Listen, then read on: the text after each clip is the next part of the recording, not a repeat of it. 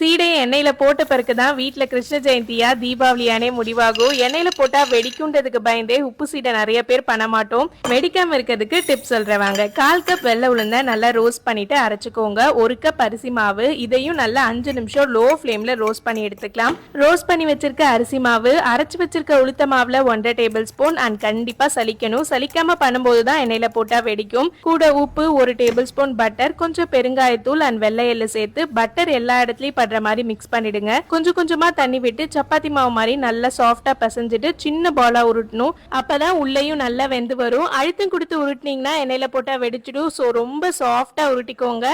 ஈரப்பதம் இருக்கும் போதும் வெடிக்க சான்ஸ் இருக்கு. ஸோ அதனால ஃபேன்ல ஒரு 15 நிமிஷம் வச்சுட்டு பொரிங்க. பொரிக்கும் போது உங்களுக்கு ஸ்டீம் பில்டப் ஆகும். அதை ரிலீஸ் பண்றதுக்கு தான் அந்த கிராக். ஒருவேளை கிராக் விழலனா ஸ்டீம் அதிகமா பில்டப் ஆகி உங்களோட உருண்டை வெடிக்கும். என்னடா கிராக் விழுதுன்னு நினைக்காதீங்க. கிராக் தான் உங்க சீடையை வெடிக்காம காப்பாத்துது. ஸோ இந்த கிருஷ்ண ஜெயந்திக்கு மறக்காம சீடை ட்ரை பண்ணிட்டு எப்படி இருக்குன்னு கமெண்ட் செக்ஷன்ல சொல்லிடுங்க. பாய் பாய்.